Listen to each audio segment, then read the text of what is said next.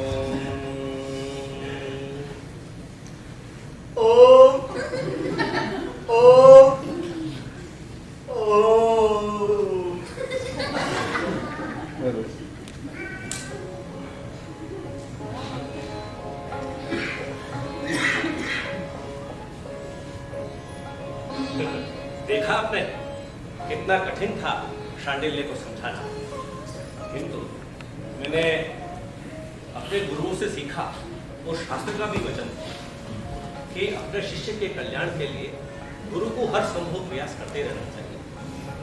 और मैंने भी अपने शिष्य के लिए वो किया जो अपने गुरु से सीखा तो था, किंतु कभी व्यवहार में प्रयोग न किया। यह सच मानिए, उसी दिन अपने विज्ञान, अपने योग शास्त्र को प्रयोग में लेने का मेरे लिए पहला दिन। क्या हुआ, चले वहीं उसी उद्यान में।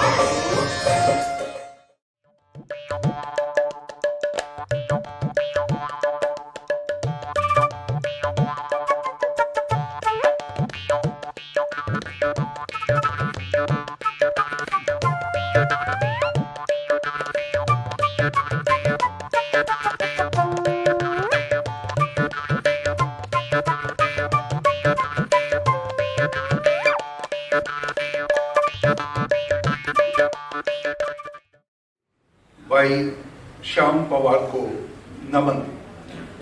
ये उनका मेरे प्रति प्रेम मोहब्बत है कि आज अपने शहर सूर्य नगरी से दूर इस पिंक सिटी में उनके कृतित्व और रंगमंच के योगदान पर, उनकी रंग यात्रा पर आपसे बात करने का मुझे अवसर प्रदान हुआ है।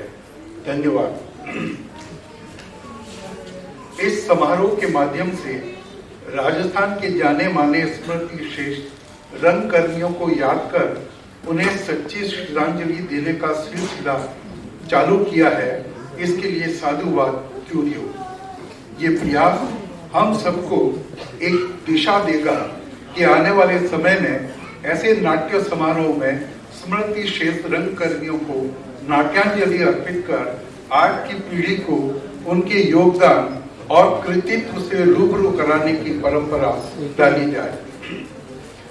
जीवन के परिपक्व अनुभव को अपने में समेट पद चिन्हों की छाप छोड़कर निकल जाने वाले रंग साधकों के मार्ग पर चलकर आने वाली नस्लें न केवल सुदृढ़ राह प्राप्त कर सकेगी, बल्कि छोड़े गए पद चिन्हों पर अपनी रचनात्मकता की चाशनी मिलाकर रंग कर्म की श्यानता को और गाढ़ा करने में कामयाब हो सकेगी, ऐसा हमारा मानना है।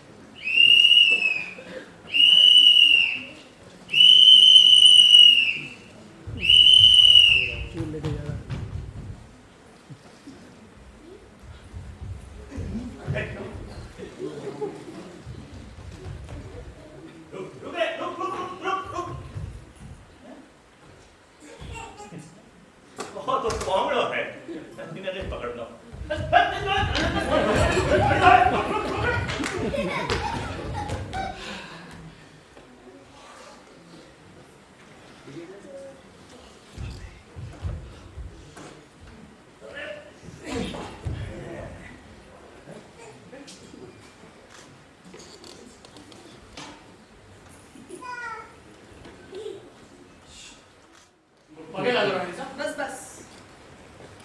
तो चरणदास नाम है थारो? चरणदास चोर। हाँ सर, चरणदास चोर। आई जोल खान है भारी। चोरी जेड़ो काम ऊपर इतरो घमंड। मैं चोरी नो काम ही पूरी ईमानदारी और निपुणता से करूं रानी साहब। घमंड तो वेला ही चोरी करनो चोखो काम है। चोखा गुंडारी तो मने ठानी है रानी साहब, पर आजकल ये चोरी सगड़ा करे। काई मतलब लोग आप अपनी चोरी ने लुकावे। मैं खुले खजाने चोरी करूं ने डंकेरी चोट चोरी करूं। चोरी करनो मारो धंधो है और धंधो खुले आम करूं वही फर्क है। मैं सुनियो हूं चरणदास कभी झूठ नहीं बोले। बिना झूठ बोले जो मारो धंधो मजे से चाले है रानी साहब। एक बात तो बता, वो चोरी करने सरकारी खजाने ताई फूक्यो, सगड़ो खजानो धारी सामे खोलो पड़ियो, ताई तू 10 मोहरा चोर क्यों हो गयो? पहली बात तो है रानी साहब कि मैं राज रे खजाना से पूरे 5 मोहरे चुराई और वह भी इन वास्ते कि चरणदास ने आखी दुनिया जाने, नहीं जाने तो राज और रानी साहब नहीं जाने। तो मैं सोचूं कि भाई आनी ठाक तो पड़नी चाहिए कि चरणदास के पंछी रो नाम है। बस आई सोच मैं 5 मोहरा चुराई। मंत्री जी, चोरी कितनी मोहरारी हुई है? पूरी 10 मोहरा हुई रानी साहब। चोर कदी साच बोले। मंत्री जी, मैं थासु सवाल करियो है। पर गिनती तो मुनीम जी करी हुजूर। मैं की बोलू रानी साहब, चरणदास मारो चेलो वो साच बोलण रो वचन मारे सामी लियो। चरणदास चोर जरूर है पर झूठ कदे ही नहीं बोले। इन बात रो प्रमाण ये है कि आपने एक आदेश माथे आपने दरबार में आए थे हाजिर होई क्यों? मंत्री जी, मैं अबार जाननी चाहूं कि साच मुनीम बोले है कि चरणदास? मैं आपने साची बताऊं रानी साहब, खजाना माइसू 10 मोहरा ही चोरी छे। रानी साहब मुनीम जी सांझ क्या होता है? काई मतलब? मतलब खजाना से 10 मोहरा चोरी हुई है, 5 मोहरा मैं चुराई हूँ, तो 5 मोहरा पहली या पचगाई हुई। आवाज तो मुनीम जी जाने। मुनीम जी रानी साहब। और 5 मोहरा कौन चोरी करे? मैं बताई हूं रानी साहब और चरणदास। मंत्री जी, तासी ले मुनीम भी।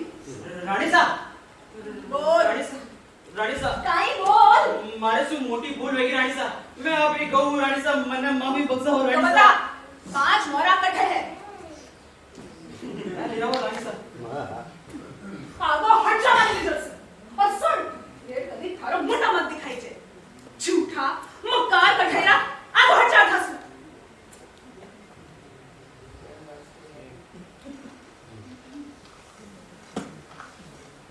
चरणदास, एक बात तो बता, तू साच बोलन रो प्रण छो, तो चोरी नहीं करन रो प्रण क्यों नहीं? चोरी करना मारो धर्म है रानी साहब। मैं मारा धर्म ने क्या छोड़ सकती? चोरी करिया पछे घणो हरक और आनंद महसूस होतो हुए ना? अणु तो जा चरणदास, मैं धन्य माफ कर। मंत्री जी, ए 5 मोहरा चरणदास ने फेरू इनाम दे दो। नहीं रानी साहब। रख लो चरणदास। रानी साहब हमारी कमाई तो धन हमारी जेब में है। भगवान तो जीवड़ा घणो ही हमारे कने। मैं हमारी कमाई माते जीवूं रानी साहब। ए मोरा हमारी कमाई नहीं है। आने तो राज रे खजाना में या। चरणदास, तू साचो और खरो मिनट तो है, पर जबान खारी रखे। खारी जबान और सांच में कितो फर्क है रानी साहब, मैं नहीं जानता। हां निके आवे है। तू केड़ी चीज रो फर्क नहीं जान। मंत्री जी, ए 5 मोहरा गुरुजी ने दे दो। खातर के चरणदास ने साच बोलना सिखाया। रानी साहब जय हो, राज को यश बढ़े। पर जिकी 5 मोहरा चरणदास चोरी करी, वह मैं अन्य दान दे दी। रानी साहब आप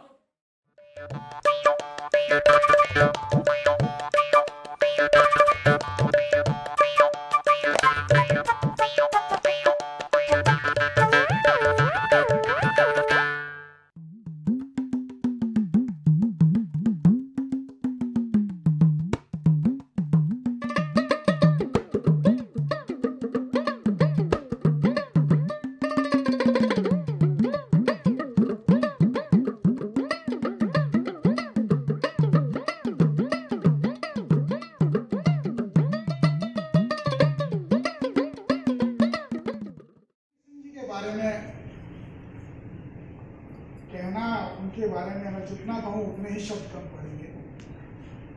पिछले 2.5 दशक से मैं उनके साथ रहा हूँ और मुझसे ज़्यादा यहाँ के जो सीनियर रंगकर्मी हैं 4-5 दशकों से उनके साथ काम किया है, उनको देखा है। महान लेखक, रंग निर्देशक, इतिहासकार रणवीर सिंह जी का जन्म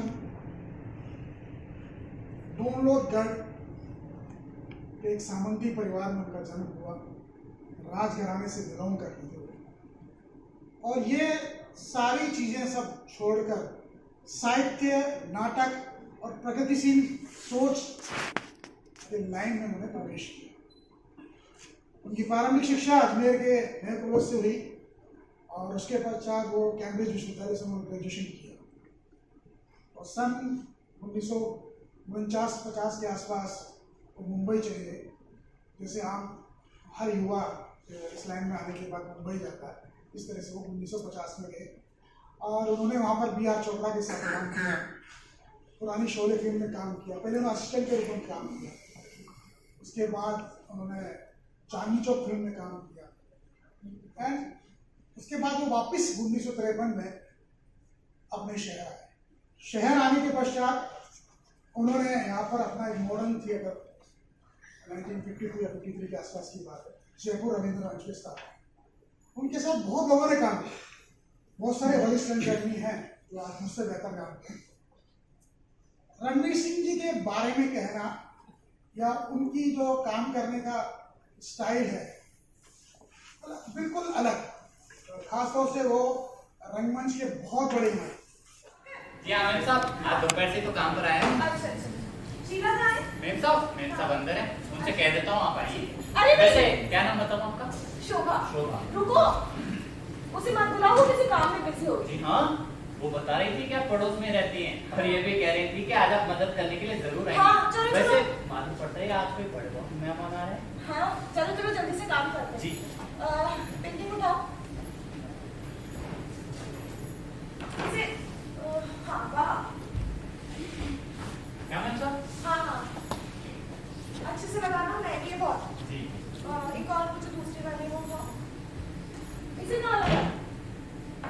से यहाँ लगा दूँ मैम साहब? इधर? हाँ ठीक। ठीक है मैम साहब।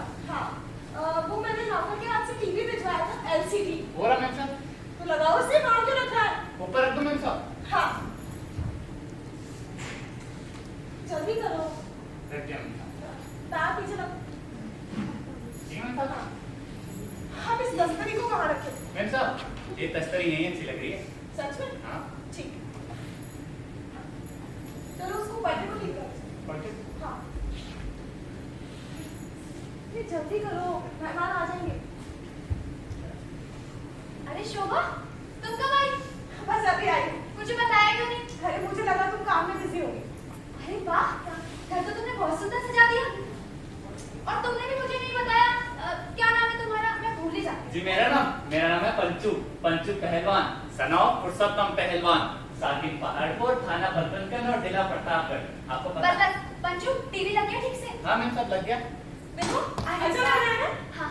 अच्छा शोभा, राय साहब आज के लिए अपना सोफा सेट देने को राजी हो गए हैं और आईफोन तुम ले ही आई हो, लेकिन ये मुझे चलाना नहीं आता है। मैम साहब हमको आता है। अच्छा? हाँ। तुझे आता है? हम जब पहले काम करते थे ना, हाँ। वहाँ साहब के पास भी ऐसा आईफोन था, पर साहब कहते थे कि तुमको फोन में बात करने की कोई जरूरत नहीं, तुम्हारी आवाज तो बिना फोन के शहर में सुनाई देगी। अच्छा पंचू, मुन्ना सो गया? अब सो ही रहा होगा मैम साहब, बच्चा सोता है या रोता है, अब रोने की आवाज तो आनी रही ना तो। अरे बहुत शैतान है वो, जाके देख के आओ। जी मैम। अच्छा शीला, इसे कहाँ से पकड़ लाई? क्यों? बड़ा अच्छा काम करता है। काम तो बड़ा अच्छा करता है, जब से आया खूब काम कर रहा है। मुन्ना का भी बड़ा ध्यान रखता है और मुन्ना भी इससे खूब हिल मिल गया है। तो इसे ही रख लो ना काम पर। कैसे रख लूं? प्राइवेट टीचर की इतनी सी सैलरी में नौकर थोड़ी रख सकते हैं। हाँ खैर, क्या जिन्हें क्या हुआ? बड़ी देर कर दी, 6 बजने को आए और अभी तक नहीं आए। अरे कोई बात नहीं, आज में एक्साइटमेंट है ना, इसलिए तुम्हें ज्यादा लग रहा है कि लेट हो गए, आधे ही हो गए। अरे वाह, ये तश्तरी तो बड़ी सुंदर है, कहाँ से ली? वो है ना, मेरी शादी मैरिज पे ना, मेरे यूएस वाले अंकल ने मुझे गिफ्ट की थी। बड़ी लकी हो तुम, मुझे तो कोई गिफ्ट नहीं मिला। लव मैरिज करने का यही तो नुकसान है। अरे यार, तुम्हारी शादी दुनिया से अलग नजर आती है, कहीं भाग भाग तुमने लव मैरिज, यही तो बात है। कभी हमें भी तो सुनाओ अपने रोमांस के किस्से। नमस्कार जनाब, ये जो आप देख रहे हैं, ये जो मैडम है, ये हमारे इस नाटक की नायिका है और ये जो इनके बगल में बैठी है, ये इनकी पड़ोसन में शोभा जी। और ये जो घर का जो सारा सामान देख रहे हैं ना, ये इन शोभा जी का है।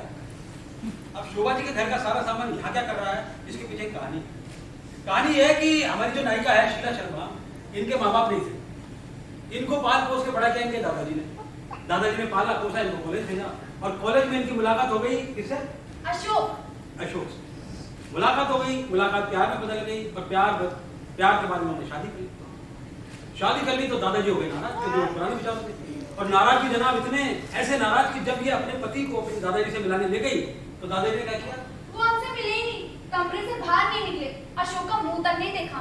इसका मतलब दादाजी ने अभी तक अशोक को देखा ही नहीं है। कैसे देखते? एक बार भी देख तेरे अशोक बाबू यहाँ मौजूद हैं। अशोक बाबू मेरी बात सुनो। अरे मैं घर का मालिक हूँ।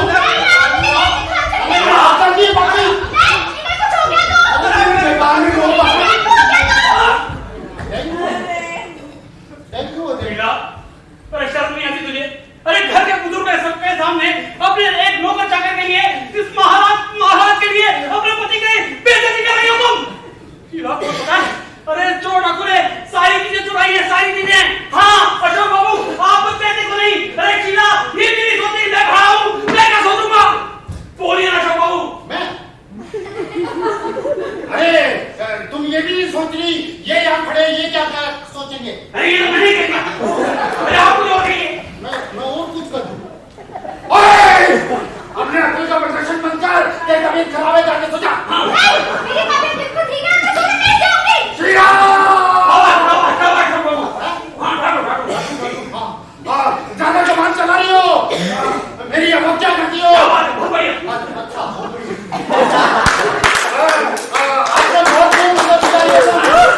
तुम्हारे हाँ में हाँ मिला रहा हो तो तुम सर पे चढ़ती जा रही हो। तुम क्या समझ रही हो? मैं हाँ में हाँ मिलाने वाला तब जाऊं। मेरा दिमाग मत खराब करो, चले जाओ यहाँ से।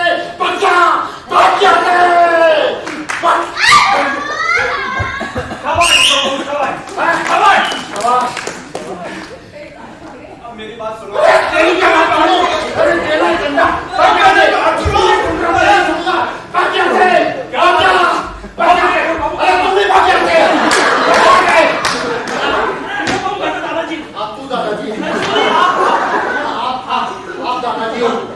आपको नहीं डांटू। मुझे गुस्सा नहीं आ रही हो। अरे मैं आदरणीय पति व्यवहार में रोग। ये बोनरेश है।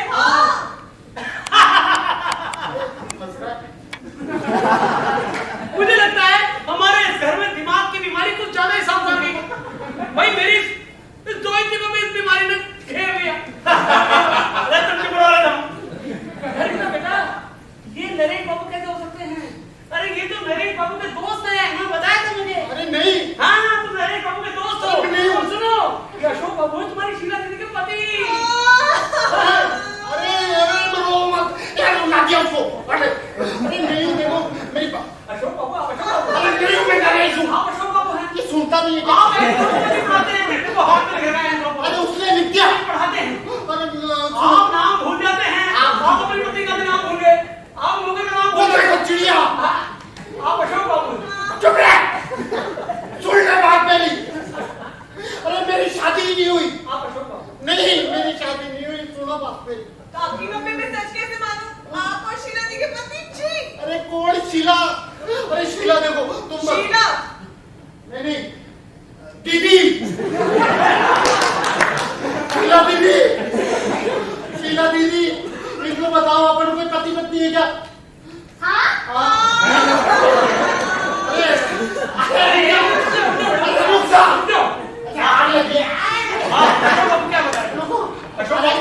दीदी दीदी ऐसे ना उधार वाले भी सच्ची में क्या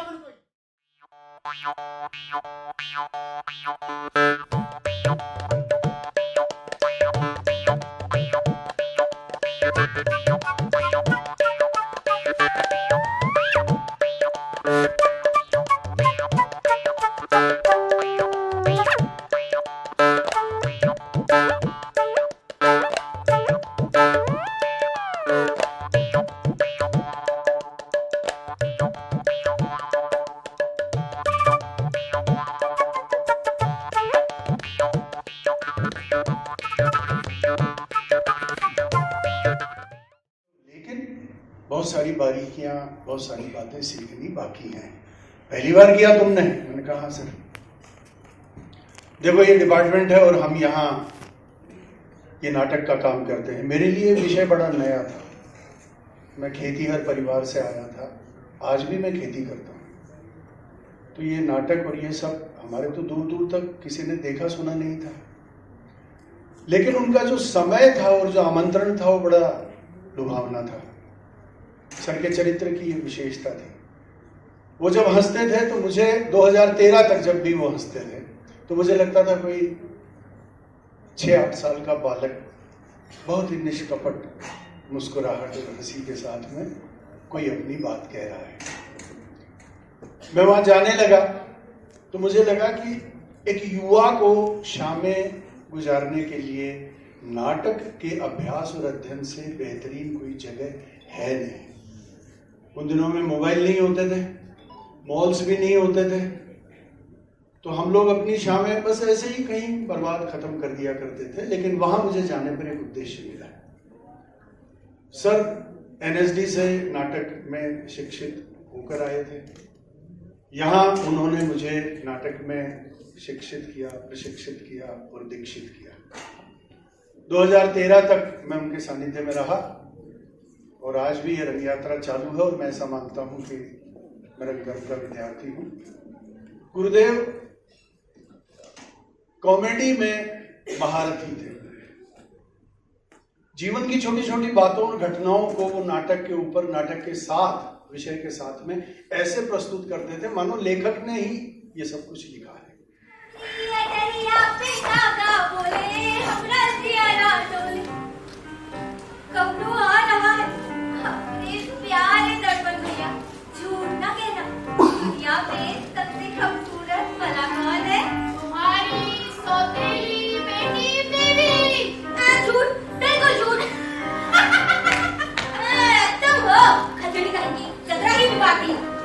मम्मी एक मिनट के लिए मुझे भी दो। नहीं, बिल्कुल नहीं। जब तक हमारा आईना लेकर बैठ जाती हो, हमका छिपा में मुंह देखकर मन बहलावे। बड़ी आई तू देखने वाली, तुम भी मेरी सैंडल हटाओ। करो वापस। पकड़ो, पकड़ो, पकड़ो। मैं चमड़े का खान। जरा सा मेरे कपाल पर चट्टी डालिए। आगे नीचे को। लीजिए, पटक दीजिए हमारे माथा पर। कल खाना बनाते हैं घर को। ये हर बात पे हमसे झगड़ा करती है। हम तो कछु करते नहीं है और ये सड़क से जा रही है। मम्मी हर बात पे आपको भड़काती है पापा। ब्याह के वक्त लोग कहता था दूसरी बीवी बन के जा रही हो, राज करोगी राज। पर यहाँ तो सौतेली बेटी का ही राज चलता है।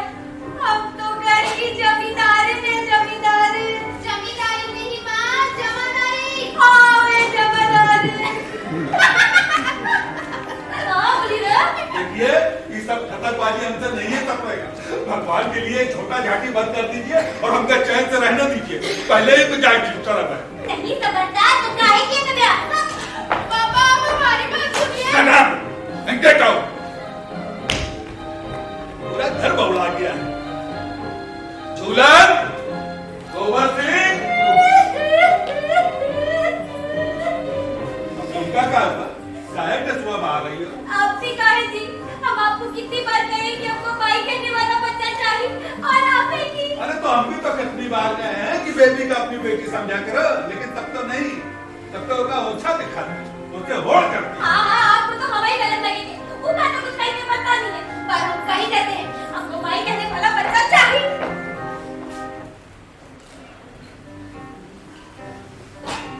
क्या है?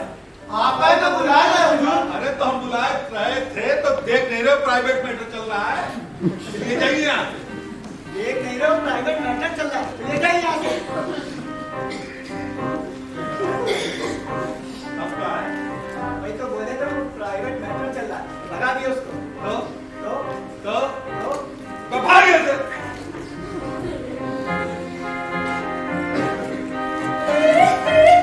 देखिए हम मानते कि हम दोनों ममता का अपमान किए, हम तो माफी दे दीजिएगा। ममता ई का कह रहे हो जी? अरे ममता तो हमारी मौसी की बिटिया का नाम है। भूखा खाना करती है। क्या हुआ? चुप हो भाई। अरे हम वो वाली ममता की बात नहीं कर रहे हैं, हम वो वाली ममता की बात कर रहे हैं तुम जी। देखिए आज भी एक बहुत जरूरी मीटिंग है, आप यहाँ से जाइए, हम इस बात पर विचार करेंगे।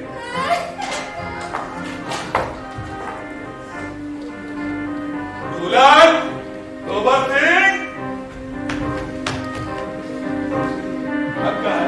आप आए तो गए थे, प्राइवेट मैटर चल रहा है हुजूर। अच्छा, हम कैरम खेल रहे थे एक्सीलेंसी, तभी हमारे पास गोबर सिंह एक चिट्ठी लेकर आया। बोला पटवारी अफसर की है, जल्दी भिजवाइए इसे। तब दिमाग में आया पटवारी अफसर यहाँ की रिपोर्ट भेज रहा है, तो हमने चिट्ठी खोल डाली। अरे पगला गया है क्या? अरे तो आप तो कह रहे थे। अरे बकवास बंद कर। साले तू ये भूल गया कि अफसर के हमें होने वाले मेहमान हैं। जरा सुना जाए, चिट्ठी पढ़कर मालूम हुआ कि वो अफसर जी तो था, अफसर का चपरासी जी भी नहीं था। तो मैं डिस्मिस करवा दूंगा। डिस्मिस करवाइएगा बाद में, पहले चिट्ठी सुन लीजिए। हाँ पढ़िए पढ़िए। पढ़ते हैं, सुनिए। डियर कालिया, मस्त होंगे। तुम तो जानते ही हो कि दिल्ली में जिस छोकरी से अपना चक्कर चल रहा था वो साली किसी बड़े पुलिस अफसर की भतीजी निकली। मामला हाथ से निकल गया था, इसलिए मुझे भागना पड़ा। रास्ते में 2 दिन बनारस रुका। हाय क्या कटीली अदा थी, पर एक नंबर की ठग। सारे पैसे झटक लिए। नाम था मुन्नी बाई। मुन्नी बाई क्या पढ़ते हो? जो लिखा है वही पढ़ रहे हैं मामे। आगे सुनिए। आगे लिखा है कि वहां से चला तो इस छोटे से शहर में आकर टिका। पैसे पहले ही उड़ चुके थे। होटल वाले भी जेल भेजने की तैयारी में थे कि अचानक तकदीर ने पलटा खाया। मेरा ताम झाम और लटके झटके देखकर लोगों को मेरे बारे में गलतफहमी हो गई और मूर्खों ने मुझे दिल्ली से आया कोई बड़ा अफसर समझ लिया। इसलिए अब मेयर के यहाँ ठाठ से रह रहा हूँ। सारे अफसर खुशामद में लगे रहते हैं। बाकी समय मेयर की छोकरी से इश्क कराने में कटता है या फिर उसकी दूसरी बीवी इमरती से। क्या खूब खुरखुरी है यार।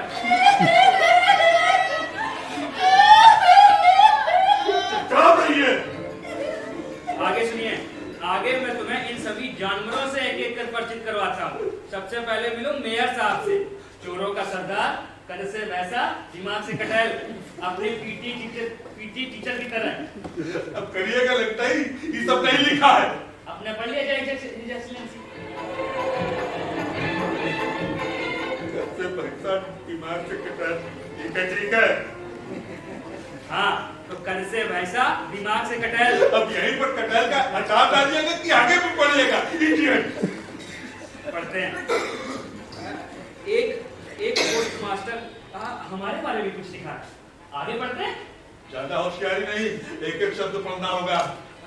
एक पोस्ट मास्टर, अब रहने भी दीजिए। ज्यादा काबिल मत बनिए। अरे नहीं भाई, पढ़ते हैं। अरे नहीं, अरे ये भाई हम पढ़ते हैं। अरे नहीं भाई।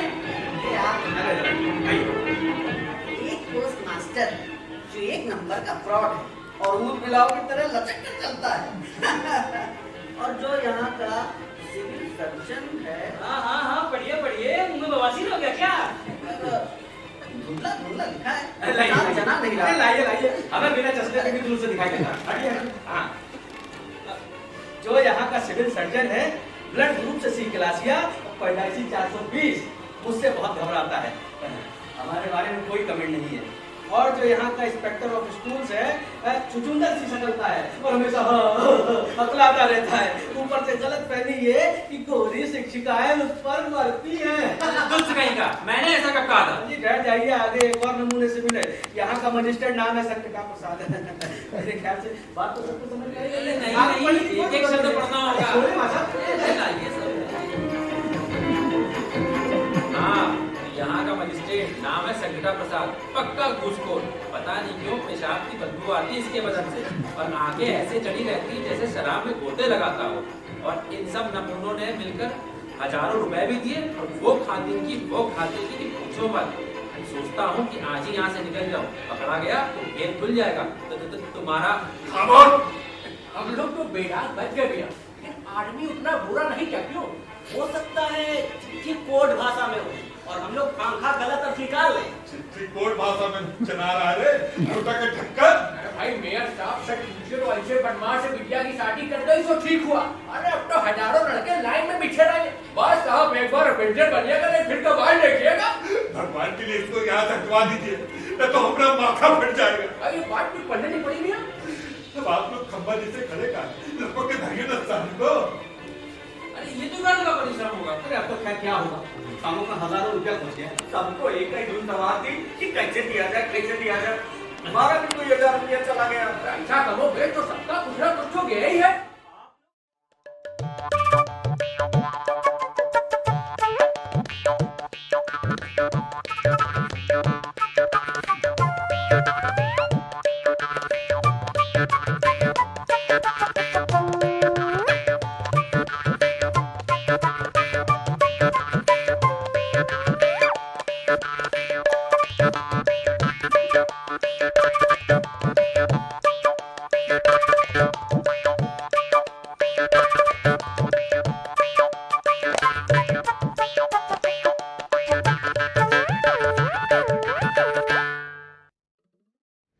शिव देवंदा वो रंगकर्मी और अभिनेता रहे जिन्होंने मैंने 92 से उनका साथ हमारा रहा, 92 से लेकर 2019 तक लगभग 27-28 साल हम साथ रहे।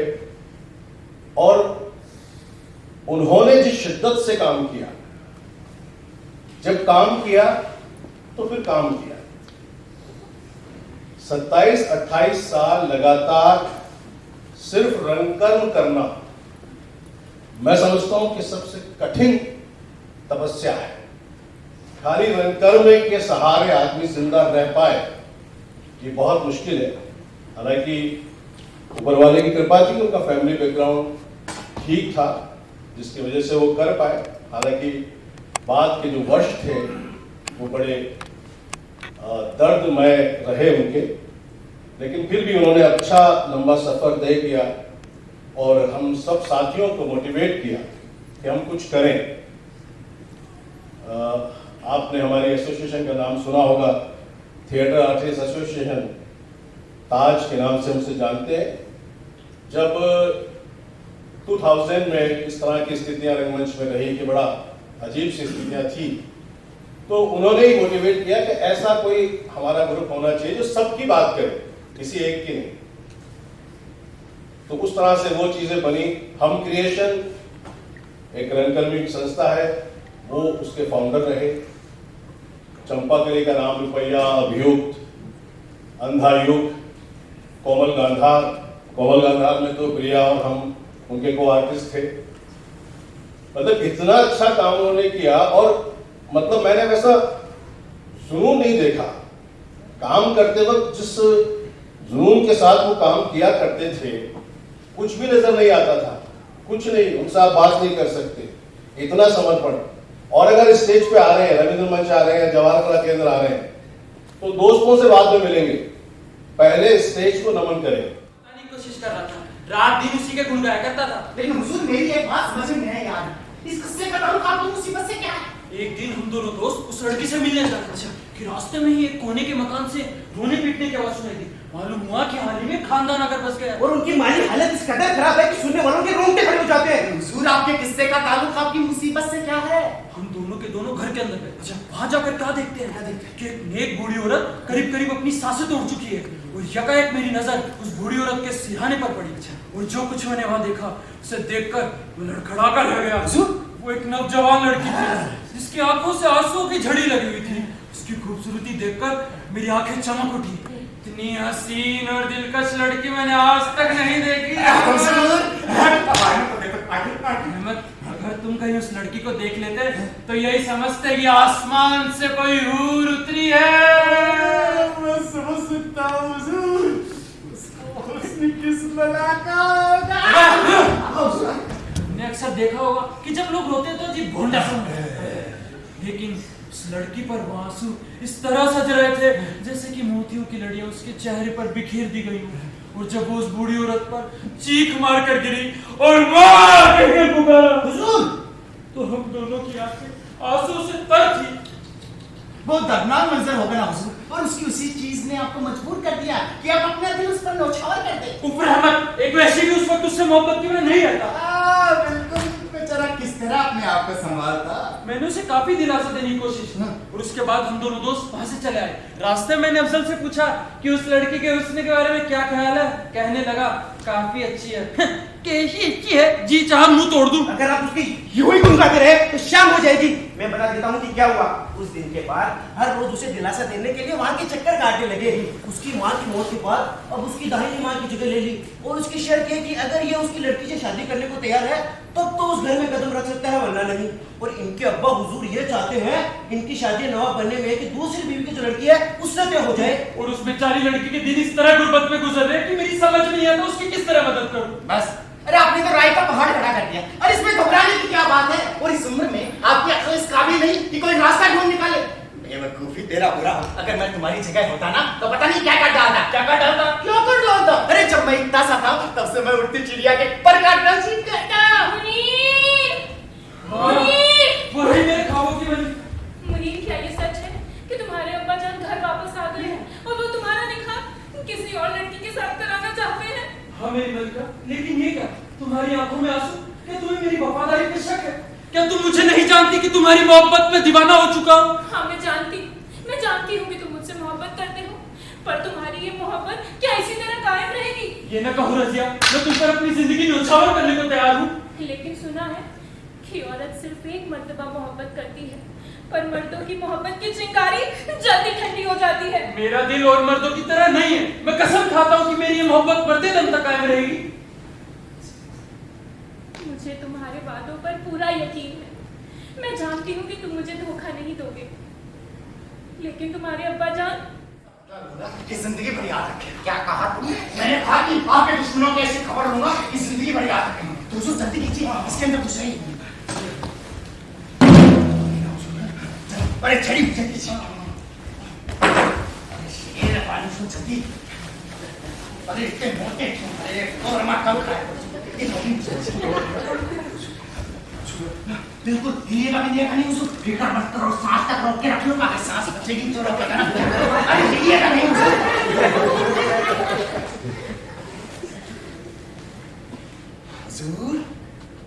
हुजूर हिलिएगा नहीं।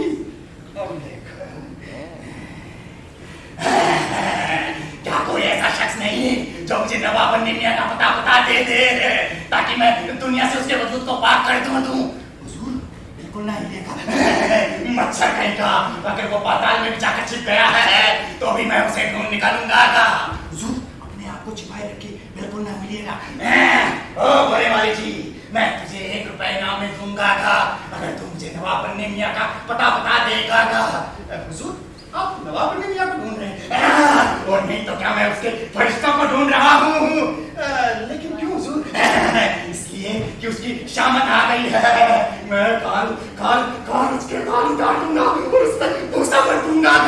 लेकिन हुजूर वो तो एक शरीफ और इज्जतदार आदमी है, आप उनके साथ इस किस्म का बर्ताव कैसे कर सकते हैं? क्यों तेरी भी शामत आ गई है? जी नहीं हुजूर, मैं तो एक शरीफ और इज्जतदार आदमी का साथ दे रहा हूँ।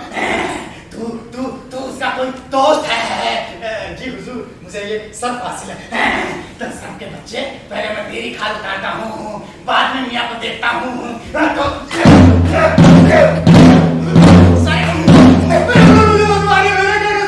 मैंने कुछ नहीं कहा, तू सब दोस्त है।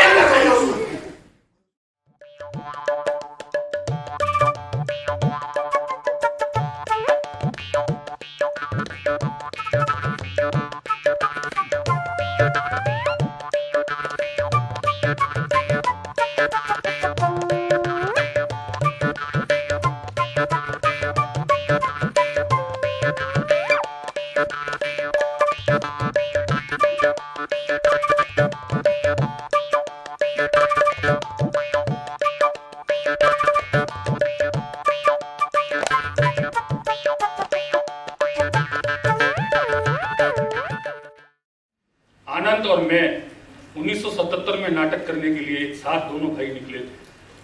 वो बीच में छोड़ के चला गया, लेकिन आज भी कहता हूं कि बड़ा सुकून है, क्योंकि उसकी मृत्यु ऐसी जगह पे हुई जिसे याद करके घरों की अनुभूति होती है। हम रोज शाम को जैसे यहाँ भी रंगकर्मी बैठते हैं, वो भी रंगकर्मी और संगीतकारों की एक मंडली में बैठा था किसी नाटक के म्यूजिक की बातचीत के लिए। वहीं उसको हार्ट अटैक आया और वहीं गिर के उसी रंगमंच के इर्द गिर्द उसकी मौत हो गई। उसने नाटक को जिया, और मैं तो कहता हूं नाटक को मरते वक्त भी वो साथ लेकर गया। उस रंगकर्मी को अगर गगन और जयपुर के लोग याद करते हैं तो कम से कम मेरे लिए तो गर्व की बात है।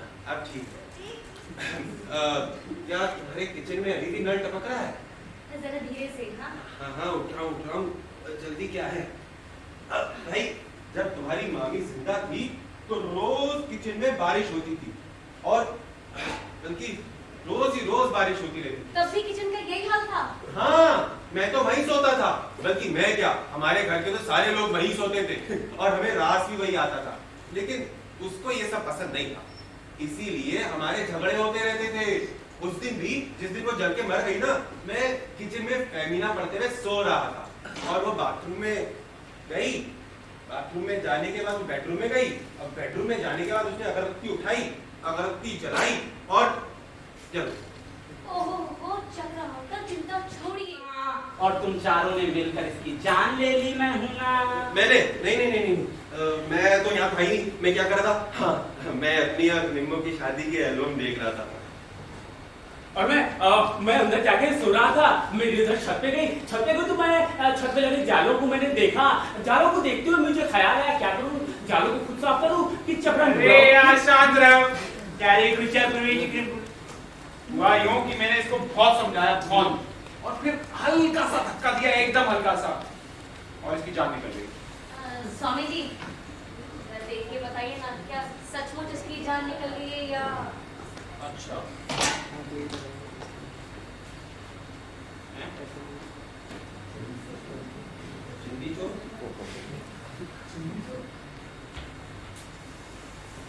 बेचारा कहाँ पैदा हुआ, कहाँ पला बड़ा और कहाँ आके बना। अब कोई शक नहीं, तुम सोचो। अरे सोचना क्या है, इसकी लाश को ठिकाने लगा देते, नहीं तो म्युनिसिपैलिटी वाले सूंघ लेंगे। अरे यार म्युनिसिपैलिटी वाले सूंघेंगे सो अलग बात है, लेकिन ये सोचो कि अगर पुलिस वालों ने सूंघ लिया तो क्या होगा। कसम से ये बात आपने बिल्कुल सही कही भाई। ऐसे मामलों में ना कोई समझदारी करनी चाहिए, एकदम सोच समझ के फैसला लेना चाहिए। बता देखो बेटा चक्रम, तुम मुझसे छोटे हो इसलिए मैं तुमसे कह रहा हूँ, ये दोनों बच्चे हैं तो यहाँ जो कुछ भी हो रहा है या होने वाला है ये तुमको ही करना है। मैं क्या कर सकता हूँ, जो होना था वो हो गया। और वैसे भी मुझे कहा था कि आज मैं जा रहा हूँ। ये तुम लोग डिसाइड कर लेना बाद में, पहले मुझे मेरे पैसे दे दो यार। अरे स्वामी जी आप पैसे छोड़िए, मुझे समझ में नहीं आ रहा मैं इसका क्या करूं। आप थोड़ा बताइए कि क्या करना चाहिए, क्या करना ठीक रहेगा। क्या करना चाहिए, पुलिस को बताना चाहिए, पोस्टमार्टम के लिए लाश जाएगी, केस चलेगा, सजा होगी। अब रहा दूसरा सवाल, क्या करना ठीक रहेगा, बताइए। ये सब तुम्हारे अपने लोग हैं ना?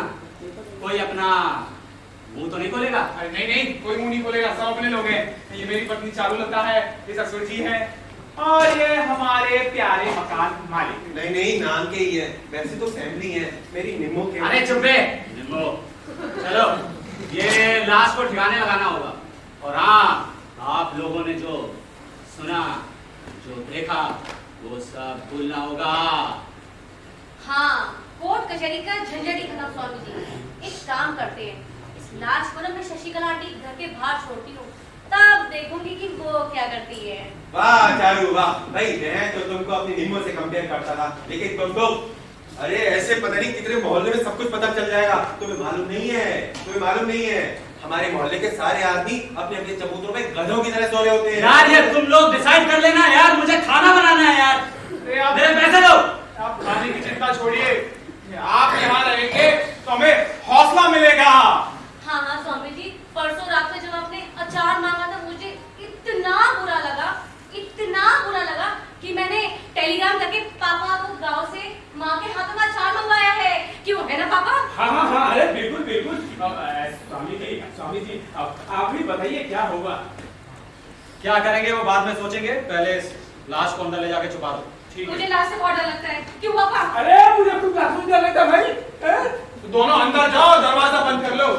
डर लगता है। चक्रधर जी हाथ लगवाइए। नहीं, मुझे भी बहुत डर लगता है भाई। जब मेरी निम्मो जल्दी मर गई थी ना, मैं भाग गया था, सीधा तेरी वाली में वापस आया, और मैं नहीं कर रहा।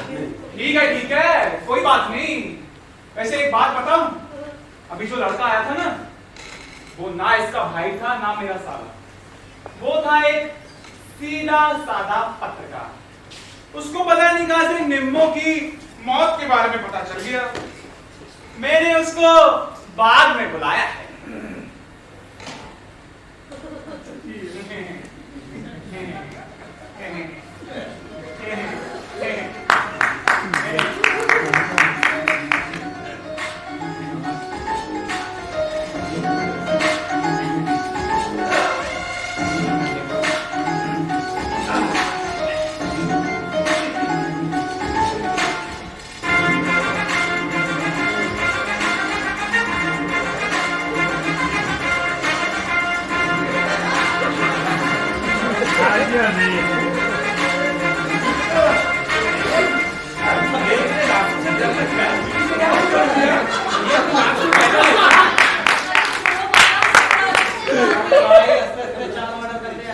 अरे भाई लाश बहुत भारी हो गई है, इससे पहले सड़ने लगे, बदबू मारने लगे, इसको ठिकाने लगा।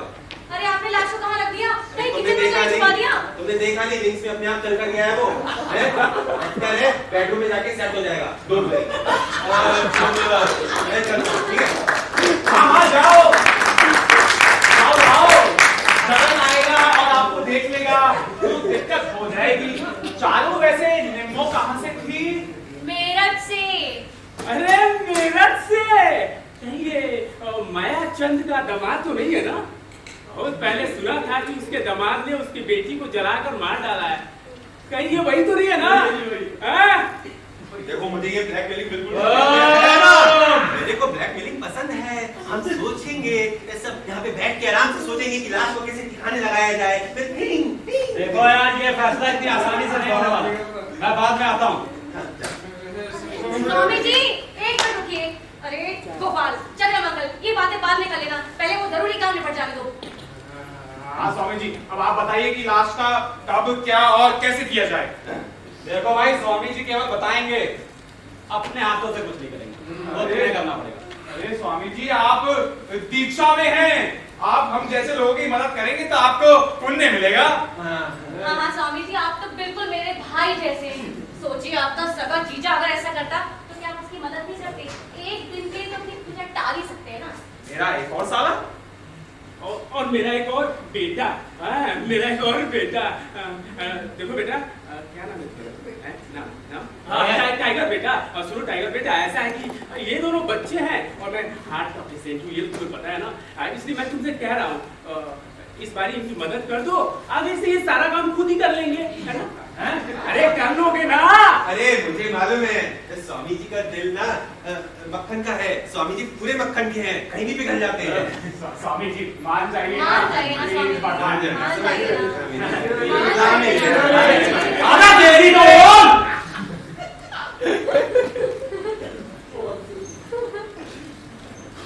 चलो ठीक है यार, वैसे भी 40 दिनों तक एक आम आदमी की तरह रहना चाहता हूँ यार मैं। तुम लोग का काम भी कर दूंगा। हाँ देखा पापा, अब तो स्वामी भैया भी मान गए हैं। अच्छा तो सुनो, ये लाश को बिना किसी को बताए ठिकाने लगाना बहुत मुश्किल काम है। उसके लिए एक टैक्सी हायर करनी पड़ेगी, जिसके लिए 1 लाख रुपए लगेंगे। हैं? 1 लाख? 1 लाख? 1 लाख? अबे हाँ 1 लाख। बस भाई बोलोगे? बस 1 लाख। स्वामी जी मेरे टाइम पे तो आपने 2 लाख मांगे थे। भाई 1 लाख तो लगेंगे ही। लाश है, टैक्सी में लेकर जाएंगे, इतना खर्चा तो होता ही है। उसके बाद क्या करना है स्वामी जी? उसके बाद 2-3 शरीफ आदमी लगेंगे। 2-3 शरीफ? हाँ हाँ, एक मैं हो गया, एक ससुर जी हो गए, और एक हमारे प्यारे चक्रधर का। देखो बेटा, अरे बेटा गोपाल, बेटा मेरी बात सुनो, मेरी बात तो सुनो। मैं बुजुर्ग हूँ, हार्ट का पेशेंट हूँ। एक काम करो, इस बार तुम और चक्रम देख लो, प्लीज देख लो। नहीं भाई, मुझसे नहीं होगा। ये लाश को बस में, टैक्सी में, कार में लेकर जलूसबाजी करो, मैं नहीं कर सकता। मैं जा रहा हूँ। अरे सुनिए, ये जगन को आपने कितने बजे बुलाया है? 3 बजे। बुलाओ उसे, तुम बुलाओ।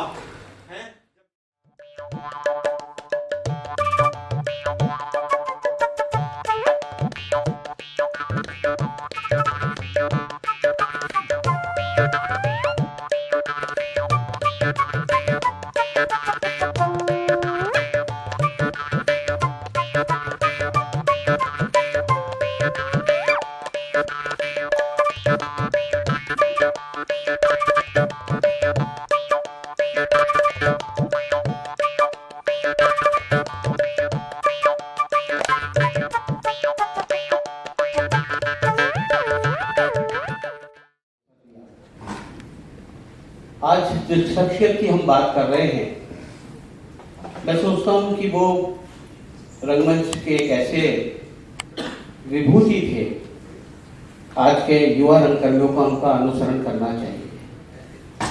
कुछ लोग काम करते हैं, चुप रहते हैं और ता जिंदगी उनका काम बोलता है। कुछ लोग काम नहीं करते, अखबारबाजी करते, उनका भी नाम बोलता है, अखबारों में जीवित रहता है, लेकिन लोग उनको याद नहीं करते। आज हम मेरी भाई साहब को सिर्फ इसलिए याद कर रहे हैं कि उनका काम ठोस था, रंगमंच की नींव थी। 8 दिसंबर 1927 को जयपुर में उनकी पैदाइश हुई, खुवालों का चौक, गोपाल जी के रास्ते में। और उन्होंने अपने भाई का एक नाटक देखा राम प्रकाश थिएटर हॉल में, और उसको देखकर वो इतने प्रभावित थे, उनको लगा कि यार ये भी एक रास्ता है जिस पे चला जा सकता है। और 11 वर्ष की उम्र में उनके स्कूल में एक नाटक हुआ अग्रसेन पर, जिसमें उन्होंने कुबेर का रोल किया।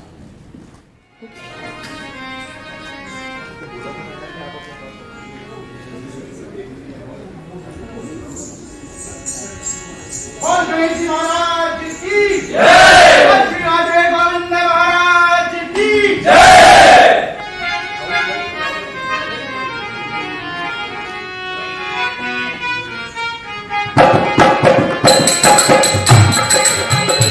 आजादी की सवारी चली, चंदा चाहे मर्जी करी।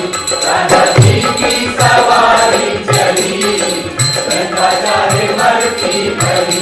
आजादी की सवारी चली, चंदा चाहे मर्जी करी। आजादी की सवारी चली, चंदा चाहे मर्जी करी। आजादी की सवारी चली, चंदा चाहे मर्जी करी। अजगर पहने चले हैं राजा, अजगर पहने चले हैं राजा।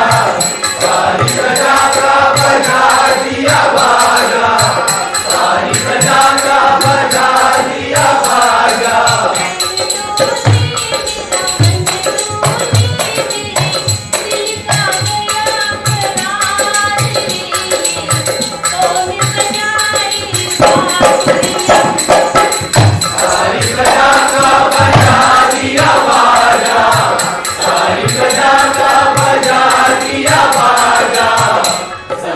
करना मन मन भली राजा की सवारी चली राजा जी की सवारी चली जनता चाहे भली भली राजा जी की सवारी चली जनता चाहे भली भली राजा जी की सवारी चली जनता चाहे भली भली राजा जी की सवारी चली जनता चाहे भली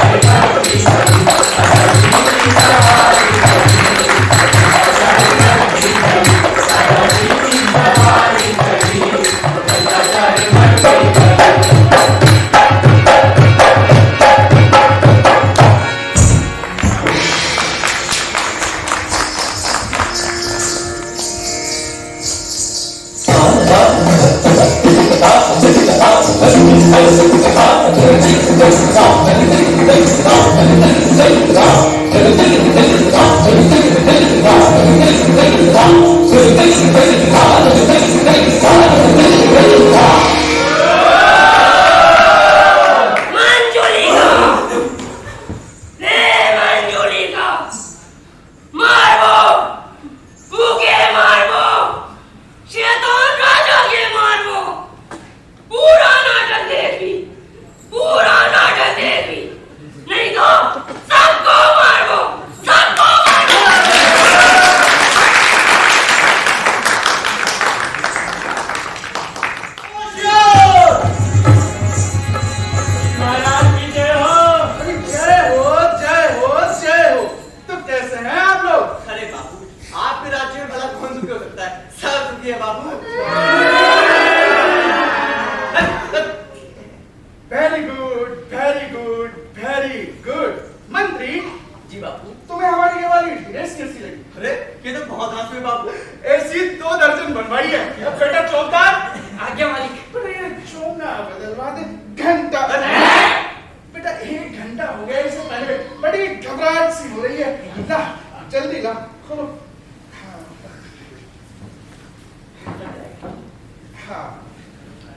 असल में मैं एक ड्रेस बहुत ज्यादा देर तक पहन लूं तो मुझे घबराहट होने लगती है, और यदि मुझे घबराहट होती है तो फिर राजकाज में फर्क पड़ता है ना? जी बाबू। मालिक मैं चाहूंगा। हाँ बाबू यहाँ ये और हाँ हाँ अब अच्छा लगा। मंत्री जी बाबू। क्या बताना चाहूंगा कैसा है? अरे ये तो बहुत सुंदर है बाबू। अच्छा मंत्री जी बाबू। यार हम लोग बहुत दिनों से कहीं पिकनिक पर नहीं गए, तो चले? कहाँ चलेंगे? उदयपुर चलते हैं बाबू। नहीं यार वहाँ तो मुझे 12 बंदी में बंद कर देंगे। अरे बाबू अब तो कोर्ट का आदेश आ चुका है, अब कुछ नहीं होगा। तो फिर कोई और जगह बताओ। लेकिन तो हाँ खंडाला चलते हैं बापू, मेरी तो बहुत दिनों से वहां जाने की इच्छा है। खाएंगे पिएंगे मौज करेंगे और क्या। तो फिर ठीक है, पिकनिक अधिकारी से कहकर खंडाला पिकनिक की व्यवस्था करवाइए। तब तक मैं प्रजा से मिल लेता हूँ। जी बापू। चौबदार। हाँ मंत्री पिकनिक अधिकारी को पेश करो। जी हाँ। पिकनिक अधिकारी हाजिर हो। कैसे हैं आप लोग?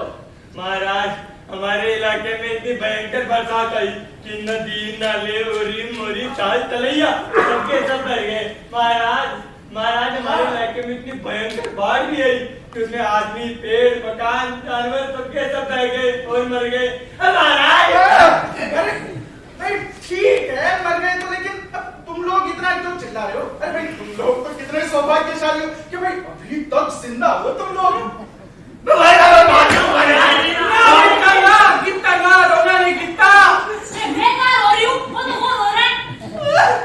वैसे मंत्री जी बापू बाढ़ अधिकारी को पकड़वा कर बुलाओ और इन सबकी समस्या नोट करवाओ। जी बापू। चलो हंसते हंसते मनुष्य अगर ये मनुष्य है से मालूम कैंटीन के पैर नहीं बताओ। अरे ये तो बड़े लोगों का मिशन है, तभी तो लगता है आप लोग बहुत दूर देश से आए हैं। हम बहुत दूर देश से आते हैं। तो भैया क्या आप सभी लोग एक ही देश से आए हैं? नहीं, हम लोग अलग अलग देश से आए हैं। Oh my God! लेकिन आप लोग हैं तो हाई क्लास दर्जी ना? हम दर्जी नहीं होती, हम फैशन डिजाइनर होती। Fashion designer? लेकिन ये क्या होती? फैशन डिजाइनर का मतलब होता है दर्जियों का पापा।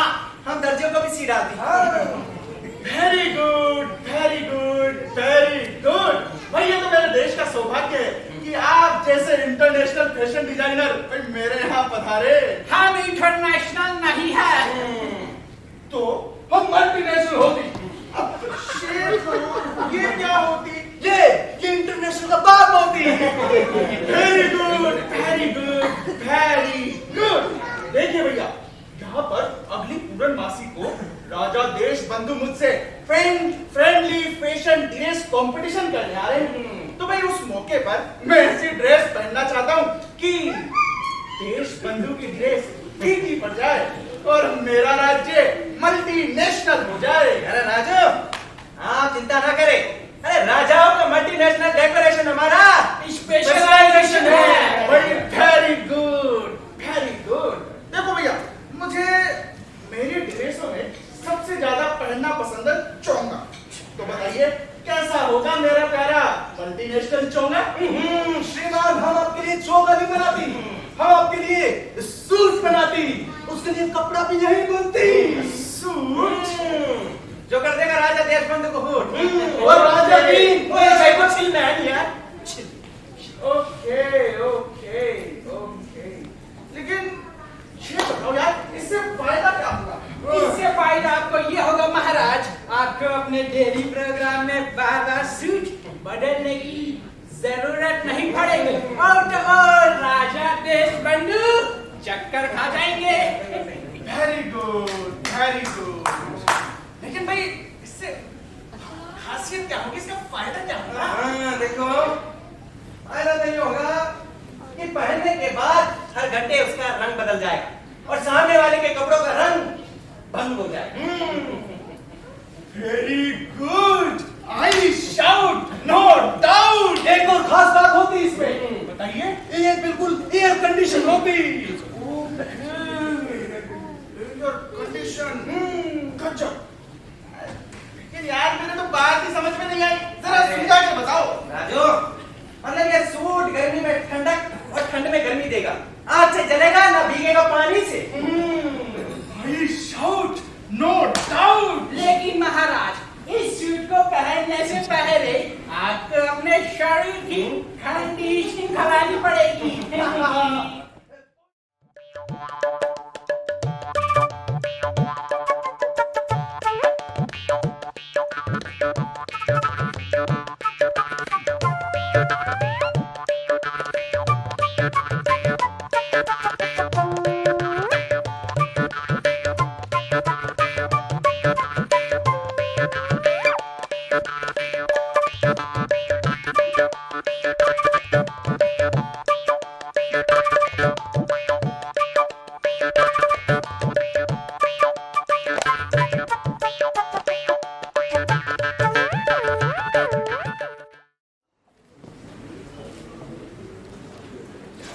जब किसी ऐसे व्यक्ति पर बोला जाने के लिए कहा जाए जिसको आप देवतुल्य मानते हो, जिसको आप गुरु मानते हो, जिसके बारे में आप ये सोचते हो कि आज आप जो कुछ भी हैं उसमें से कम 75% हाथ उनका है,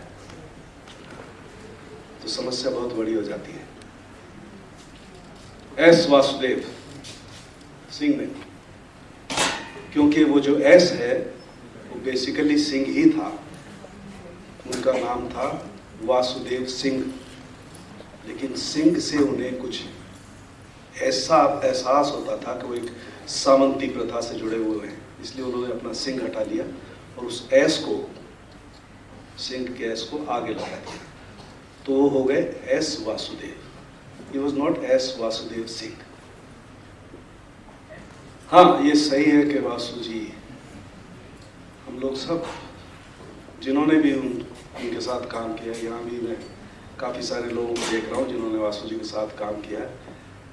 मेरा ये सौभाग्य रहा कि मैंने उनके साथ बहुत लंबा सफर तय किया है और इसीलिए वो मेरे लिए देवतुल्य है। मैं आज भी उन्हें अपने आसपास महसूस करता हूँ।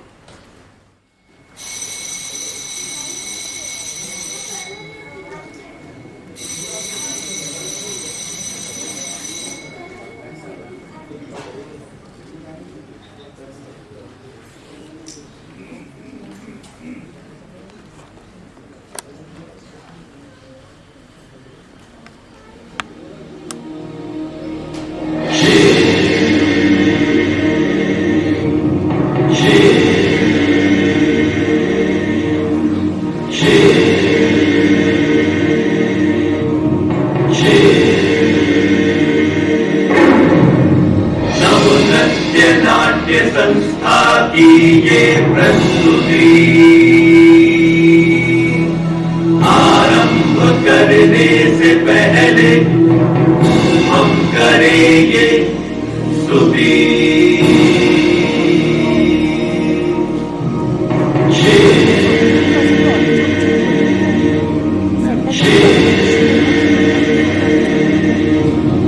नाटक का नाम है बेशर्ममेव जयते।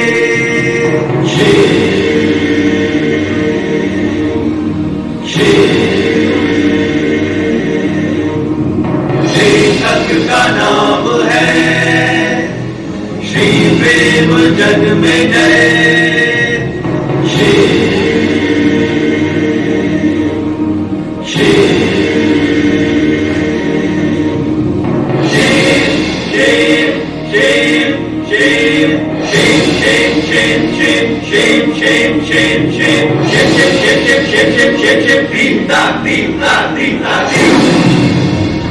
कलाकार नंबर 1 बेशरम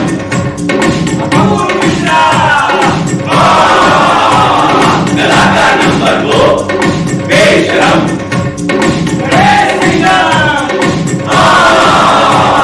कलाकार नंबर 3 बेशरम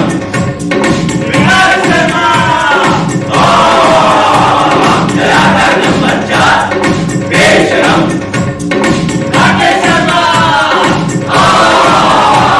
कलाकार नंबर 5 बेशरम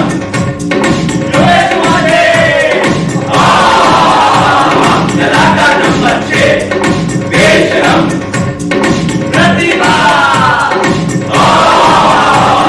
सही दिया है बेशरम श्रुति दरवेश ने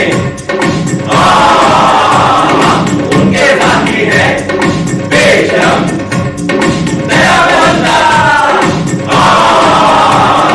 परिकल्पना और निर्देशन महाबेशरम महाबेशरम महाबेशरम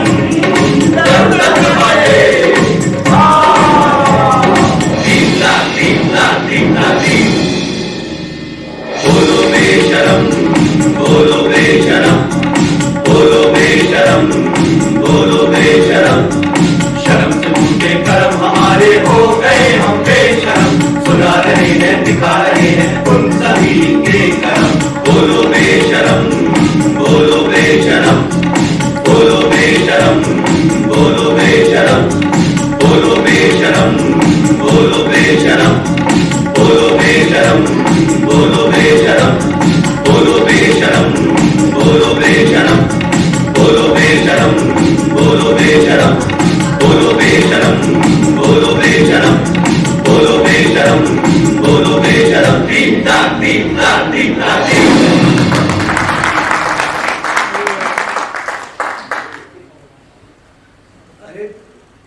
अरे यार नाटक चालू यार रिहर्सल में ठीक था यार पर नाटक में वहां खड़े में क्या देख रहे हो यार? अरे यार मजाक पूरा चल रहा है क्या? अब वहां खड़े होकर आप पूरा आगे होता है ऐसे थोड़ी ना होता है। अब कपड़े दो यार ऐसे थोड़ी ना यार ये तुम मजाक कर भैया आप ही को कुछ बोलना चाहिए था। रिहर्सल में ठीक था पर शो में भी ऐसे थोड़ी ना होता है यार। अब वहां खड़े होकर स्क्रिप्ट क्या पढ़ लो यार? नहीं ऐसे थोड़ी ना। हाँ अब वो भी बचा के रख लो। अरे पता नहीं यार क्या चाह रहे हो यार? आओ ना यार भैया एक काम शुरू से शुरू करते हैं। एक काम करते हैं चलो ना भैया प्लीज। अरे यार लाइट वाइट ऑन करो यार। यार एक काम करो आप वो दे दो हाउस लाइट दो यार। अरे ये क्या जला रहे हो यार? यार सीढ़ी भी है क्या? अरे भैया आओ ना यार। अरे आओ ना यार क्या कर रहे हो यार? चलो क्या कर रहे हो? अरे ऐसे तुम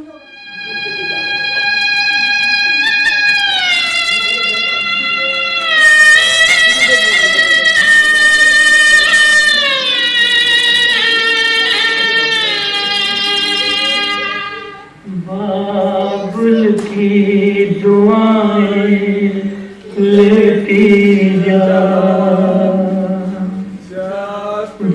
तुझको सुखी संसार मिले। की लेती जा तुझको सुखी संसार मिले, मैं की कभी ना याद आए ससुराल में इतना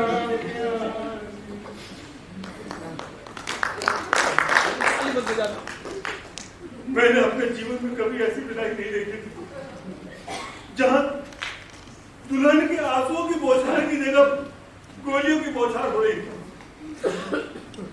हम सब गोलियों की आवाज सुन के तो इधर उधर छितर बितर हो गए, और सभी बाराती बस में पहुंच चुके, क्योंकि जितनी ज्यादा जल्दी मुझे तो नहीं थी विदाई की, उससे ज्यादा जल्दी हम बारातियों को, लेकिन मैं फिर भी पीछे रह गया था। सारा बाराती अरे रुको, अरे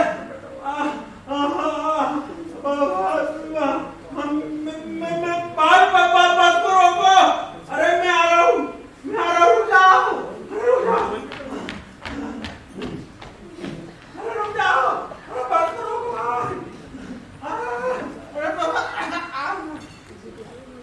मैं बस में चढ़, बस की सभी सीटें भरी हुई थी, सिर्फ एक ही सीट खाली थी, वो भी अशांत आत्मा के पास बची। मैं भी चुपचाप उस सीट पर जाकर बैठ गया।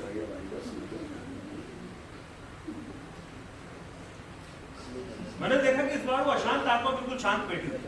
मैंने उससे पूछा,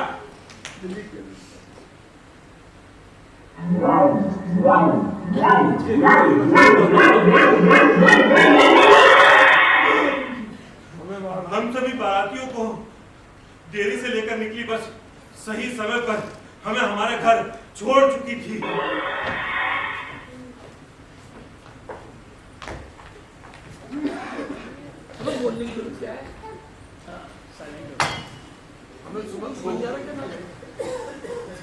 लेकिन हम पुलिस वालों की बारात से सुरक्षित संपूर्ण शरीर घर वापस लौट आने की जो खुशी होती है उससे मुझसे बेहतर कोई नहीं जानती। और हाँ, मैंने पत्नी को दिया हुआ जो वचन है वो भी पूरा कर दिया। मैंने हनुमान जी के मंदिर में 5.25 रुपए का प्रसाद चढ़ा दिया। बोलो सियावर राम घंटी बजी, हाँ घंटी बजी,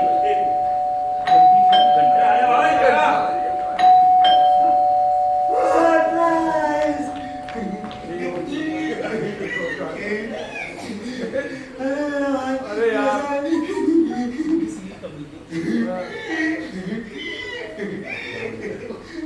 भाई ये खुशखबरी है, खुशखबरी है।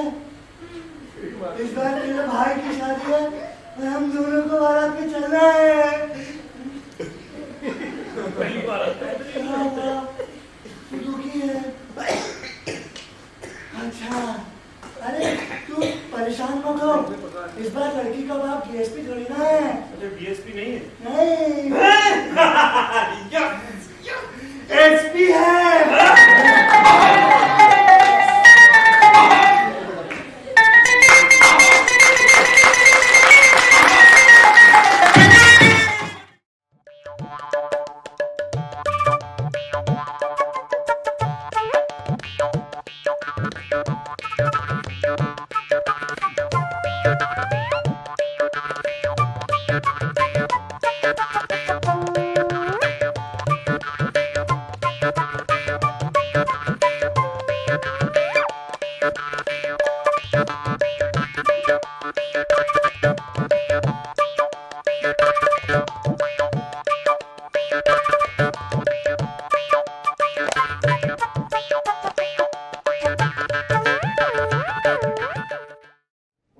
हुआ था 15 फरवरी 1955 को, और उन्होंने उस दौरान जो नाटक किए उसमें ये था, एक था गधा बजा ढिंडोरा, खून का रंग, जांच पड़ताल, आलाप सर, आगत की प्रतीक्षा, बकरी।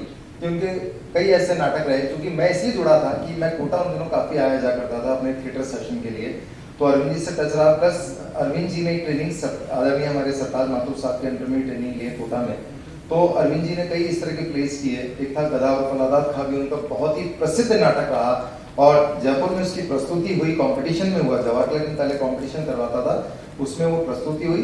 बहुत ही अच्छा नवाब का जो उसमें कैरेक्टर था वो बहुत ही खूबसूरत उन्होंने उसको करैक्टराइजेशन दिया और वो अच्छा उनका एक नाटक साबित हुआ।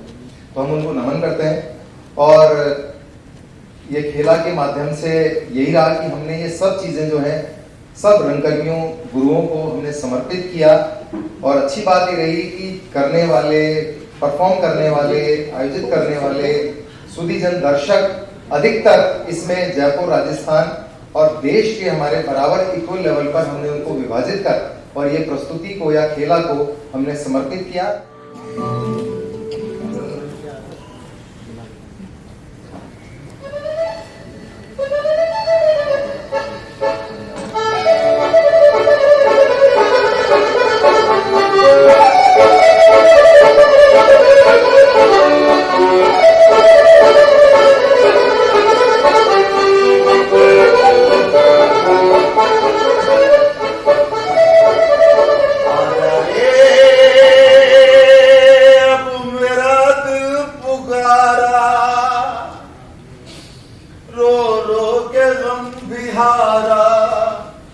बदनाम न हो प्यार मेरा, आजा रे।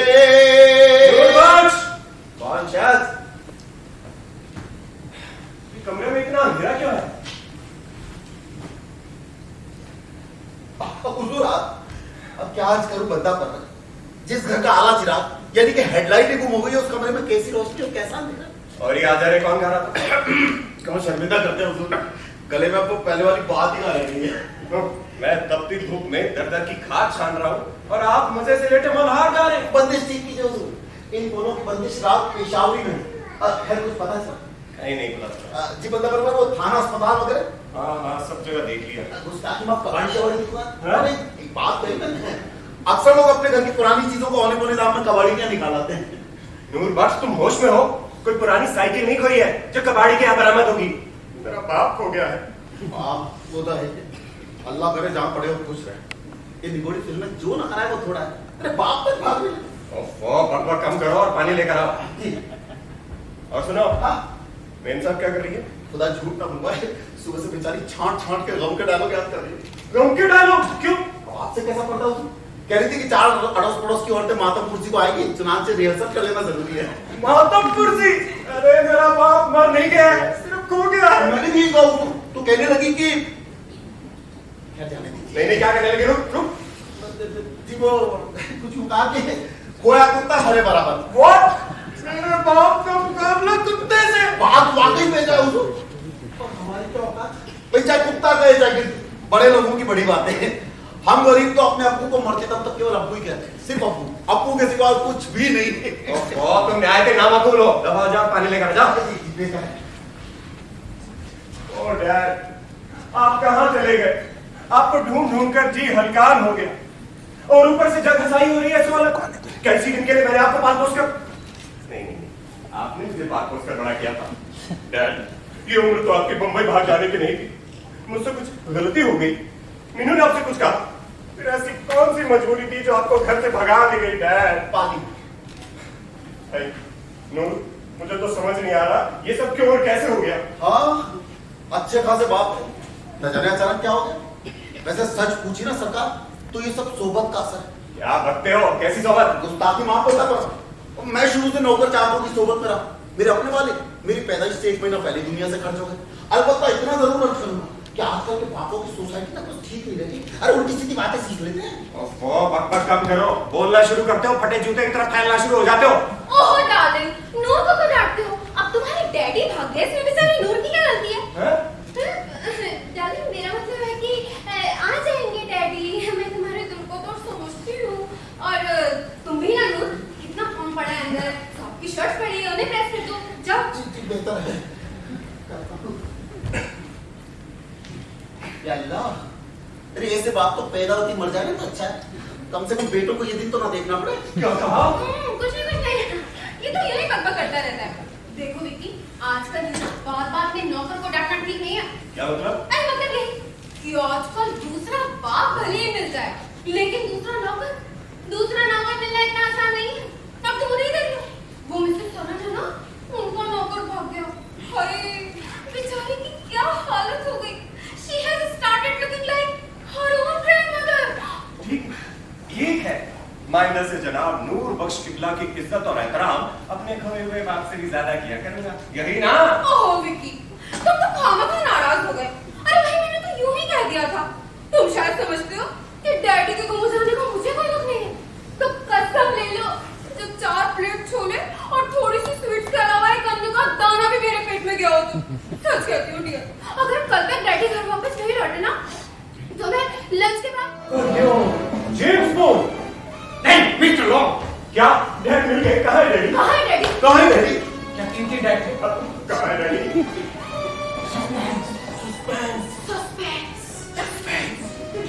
जासूसी ड्रामा जासूसी ड्रामा पानी मंगवाइए, पानी मंगवाइए, पानी मंगवाइए, पानी मंगवाइए, पानी लेके ओह माय गॉड।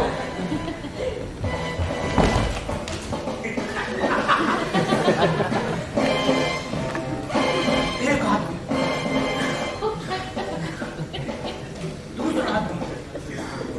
दूसरा आदमी कुछ ढूंढना मांगता है, उनमें से एक आदमी 75% तुम्हारे डैडी के होते हैं, बाकी 25% डैडी का हुजूर। मुझे कुछ मारा नहीं समझ में आया। काश आप चवन्नी भरवा नंबर में। Oh my God! Oh my God! Oh my God! आप बहुत गड़बड़ है, उन्हें कोई याद नहीं जाना। हमारे रुके, हमें भी लड़कियां को कितनी चाहिए? और ये सब क्या लगा है? फिर भी लड़कियां चलेगा।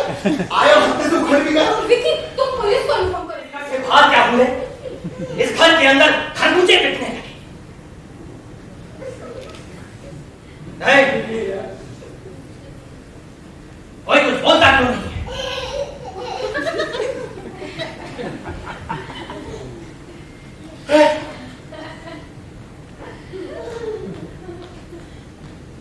हम फजल इलाही, तुम्हारे रहते घर के अंदर ये कैसी भक्त सकती? फजल इलाही, कुछ तो बोलो।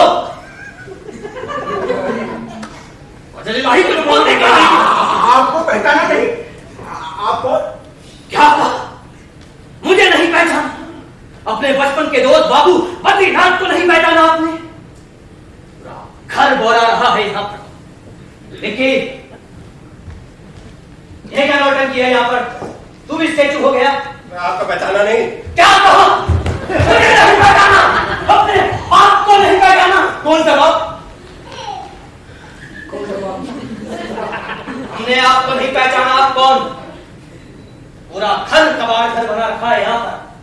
बाहर घर का गेट खुला है, कोई भी जानवर अंदर घुसकर सारे पेड़ पौधे चट कर जाए।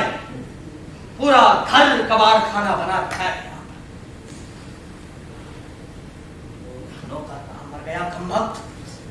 नूर आया हुजूर। हाँ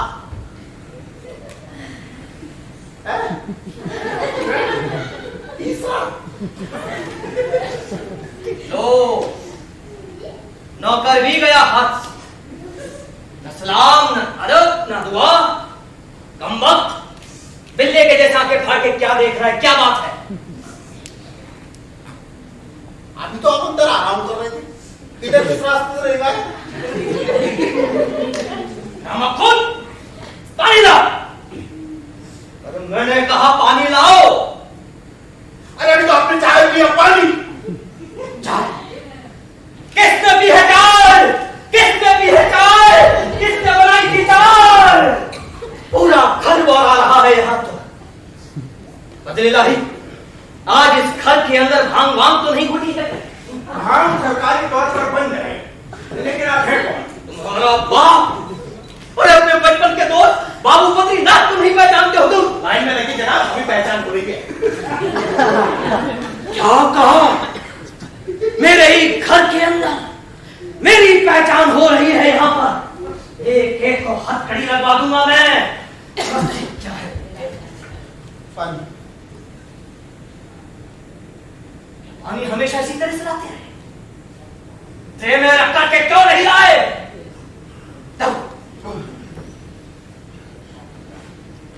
जाओ और लेके आओ। लाओ दो और बाबू गेस्ट आके घर पे फोन लगाओ। नंबर बेटा बेटा बेटा तुझे क्या हो गया बेटे? तुझे बाबू कृष्णलाल के घर का नंबर भी बताना पड़ेगा।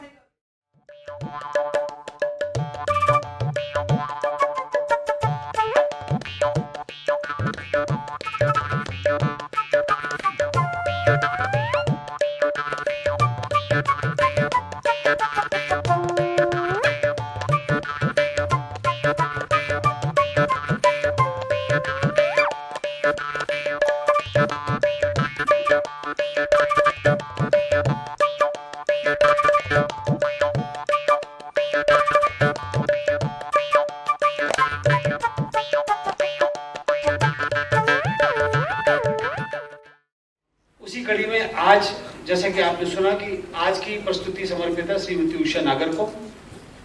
मुझे भी 2 मिनट का समय दिया गया है कि मैं उनके बारे में अपने उद्गार प्रकट करूं, और ये सौभाग्य मुझे इसलिए मिला है कि श्रीमती उषा नागर ने सबसे ज्यादा यदि रंगमंच किसी के साथ किया है तो वो सौभाग्यशाली निर्देशक मैं हूं जिनके साथ उन्होंने सबसे ज्यादा काम किया है। हालांकि उनको मंच पर पहली बार लाने वाले थे आदरणीय सरताज नारायण जी माथुर। उषा जी पहले रेडियो नाटकों में ज्यादा सक्रिय थी, रंगमंच से उनका कोई सरोकार नहीं था। सरताज जी उन्हें किसी परिचय के माध्यम से उनकी प्रतिभा देखकर रंगमंच पर लाए, मुझे मौका मिला उनके साथ काम करने का। 1984 में पहली बार श्रीमती उषा नागर, जैसा कि अभी प्रियदर्शी ने कहा चाची, मैं ये कहना चाहूंगा कि थिएटर में उनको ये नाम चाची जी हमारी टीम ने दिया था, जो धीरे धीरे सबसे पॉपुलर हो गया और उषा नागर के बजाय उनको सब चाची जी कहने लगे। हुआ महाकवि महोदय, अभी जाके दिन भर सोते रहिए।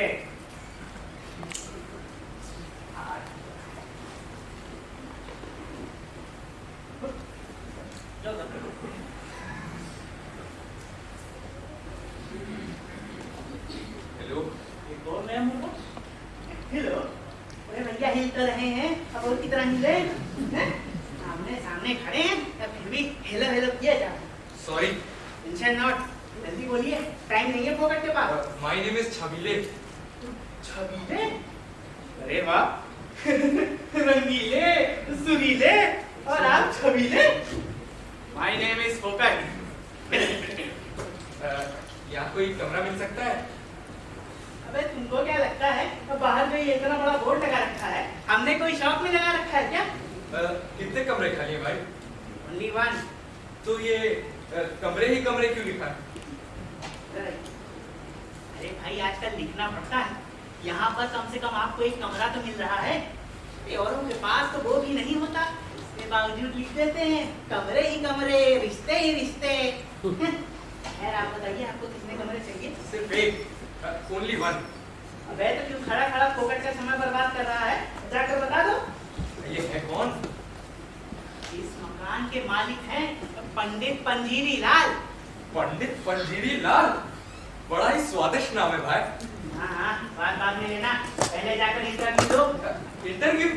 अरे भैया मैं कमरे के लिए आया हूँ, नौकरी के लिए नहीं। हाँ भाई वो मालूम है, यहाँ पर कमरे के लिए आपको इंटरव्यू देना पड़ता है। फोकट, वैसे पंडित जी पूछते क्या क्या है? दिखा दे। मीट? नहीं। हाँ, तो मुर्गा खाते ही होंगे? मुर्गा? नहीं यार, वो भी नहीं। हाँ, तब तो अंडा तो पक्का खाते होंगे। नहीं, अंडा भी। हाँ, तो दारू तो जरूर पीते होंगे। दारू? नहीं, वो भी नहीं। अबे तो फिर जिंदा कैसे हो? क्या मतलब? मैं जब कुछ खाते पीते ही नहीं हो तो फिर जिंदा कैसे हो भाई? और कुछ पूछते हैं? बहुत कुछ इधर आ गया। ये बताओ, शादीशुदा हो या बैचलर? तब तो बच्चे भी नहीं होंगे। जाहिर सी बात है। अच्छी बात है। वो क्या है ना, अब पंडित जी को बच्चे पसंद नहीं है, मगर हाँ किराएदार तो शादीशुदा ही चाहिए। हाँ। शादीशुदा? यानी पहले शादी कर लिया है, फिर कमरा दोगे? हाँ, और बीवी भी ऐसी होनी चाहिए जो कि नौकरी ना करती हो, दिन भर घर में रहे। वो क्यों? अरे भाई, ताकि घर में कोई तो हो जिससे बात की जा सके। पंडित जी से? अरे नहीं यार, उनकी लड़की से। आरती नाम है, घर में अकेली रहती। कई साल पहले माँ जी स्वर्ग सिधार गई, आरती का साथ तो मैं भी दे सकता हूँ। क्या उम्र है उसकी? फालतू की बात मत करो, मतलब की बात करो। नौकरी करते हो? नहीं। और बिजनेस? नहीं। तो किराया कहाँ से दोगे? यही मैं भी सोच रहा हूँ। जल्दी सोचो।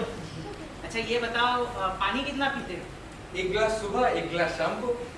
और नहाते धोते कितना हो? हफ्ते में नहाता और महीने में धोता हूँ। इसका मतलब पानी की खपत कम है, चलेगा। अच्छा ये बताइए कि आप खाना गैस पर बनाते हैं या स्टोव पर? स्टोव पर।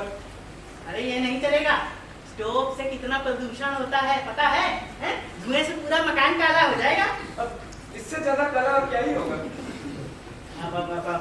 फालतू की बात मत करिए और मकान मालिक की तरह नहीं, किराएदार की तरह बात करिए। खैर छोड़िए, मुझे क्या। वो साइकिल आपकी है? जी। वाह, वेरी ब्यूटीफुल साइकिल है ना। काम करिए सर, वो साइकिल आप मुझे दे दीजिए, मुझे थोड़ा बाजार करना है। तब तक आप पंडित जी से बात कर लीजिए, मैं तब तक बाजार से घूमूंगा। ठीक है भाई। Thank you and best of luck. प्रणाम पंडित जी। पंडित जी, एक कमरा किराए पर मिलेगा क्या? पकड़े जाए हो? पंडित जी, अब भला मैं पगड़ी कहाँ से दूं? यहाँ तो अपने सर पर ही पगड़ी नहीं है। अभी शादी नहीं हुई है, क्योंकि लड़कियां देखते ही रिजेक्ट कर देती हैं। शादी नहीं तो बच्चा नहीं, ये एक भी बच्चा नहीं है। अब पानी बिजली का खर्चा बिल्कुल नहीं है, खाना बाहर खाता हूँ। मंगलम भगवान विष्णु मंगलम सर्वमंगला मंगलम पुष्टिकाचा मंगलास्थानवारी। देखो यहाँ पहले से ही 2 किराएदार हैं, एक है कड़ी रंगीले। हेलो पंडित जी, पंडित जी हेलो। पंजीर साहब कौन है बे? सर आप? सॉरी, मुझे लगा कि साला कोई कबाड़ी वाला होगा। सॉरी, क्या है ना सर कि यहीं पे चक्कर काटते रहते हैं। अरे उनको लगता है कि जैसे ये कोई घर नहीं कबाड़ खाना हो। खैर छोड़िए। ऐसे सर आपका लगेज कहाँ है? लगेज यही है। ये? अरे वाह, सही है। छोटा सामान सुखी इंसान। Come sir come and see your room. Let's go.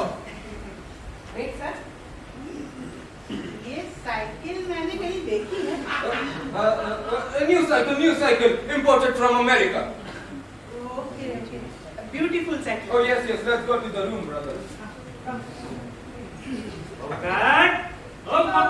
Ji ma'am जी। अरे कौन आया है? अरे वही आपके नए ताजे गंधौरे किराएदार जो नहाते तक नहीं है। अच्छा, प्रणाम पंडित जी, प्रणाम। हाँ खुश रहो। अरे फोकट, इनको चाय वाय पिलाया कि नहीं? जी बाबूजी ले आता हूँ। हाँ आइए बैठिए। After you. हाँ देखिए, यहाँ पहले से ही 2 किराएदार हैं और दोनों के दोनों ही भयंकर बदमाश हैं, समझ गए? उनसे जरा बच के रहिएगा। नो प्रॉब्लम पंडित जी, मैं उनसे भी बड़ा बदमाश है। सब ठीक हो जाएगा। अच्छा, देख रहा हूँ इधर आप तो दिनों में काफी अच्छी हिंदी बोलने लगे। जी, हिंदी हमारी पितृभाषा है, बहुत अच्छी बात है, बहुत अच्छी बात। वो आपने अपना नाम क्या बताया था? एक बार जैसा फिर से बताइए तो। जी मेरा नाम छबीले है। छबीले? पहले तो आपने नाम कुछ और बताया था। वेरी गुड जी। अब बहुत अच्छी चाय है। पहले इंग्लिश में नाम शेबाइल बताया था और अब हिंदी में छबीले। अरे बाबूजी, ये तो वही नाटक नौटंकी वाला छबीले है। हाँ, वही है। हाँ। अरे छीन, चार। अरे कहाँ जाता है? अरे पकड़ उसको। अरे पकड़। अरे ये नहीं छोड़ूंगा बच्चों, नहीं छोड़ूंगा। सरासर धोखा, सरासर विश्वासघात। अरे जेल में पहुंचाया तो मेरा नाम भी पंडित पंजीरी लाल नहीं, समझ लिया? हाँ, सबको भेज दूंगा जेल। क्या कहता है? तुझे भी नाटक नौटंकी में भर्ती होने का शौक है? तो जा भर्ती हो जा तू भी नाटक में। चल। अरे मैंने उससे कहा ना, उससे जाके चाय छीन के ले क्या? अरे उसने दरवाजा बंद कर लिया बाबूजी। अच्छा अच्छा ठीक है चल, नहीं छोड़ूंगा बच्चों, देख लूंगा।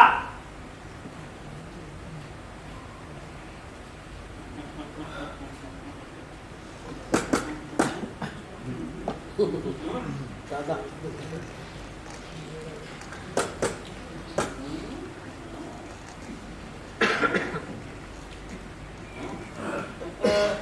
बरखुदा, तुम जो हो वही हो या जो नहीं हो वो जो नहीं हो वो हो या जो हो वो नहीं क्या? क्यों, कब हो, अब कैसे हो और कहाँ? अरे भैया तुम दोनों की बकवास बंद हो गई है तो मैं भी कुछ बोलूं? हाँ हाँ कहो। हम लोग तो बहुत दिनों से कुछ न कुछ कहते जाते हैं और जब से कहना सीखा कुछ न कुछ कह ही रहे हैं। कहो। कुछ ज्यादा ही नहीं कह रहे हो? अरे अस्थाई कहेंगे ना अंतरा लगाना ही पड़ता है। बड़ा नाम क्या है? छबीले। छबीले? अच्छा तभी आते ही छवि लगा दी तुम्हारे। रंगीले, सुरीले और छबीले, तीनों हीले ले।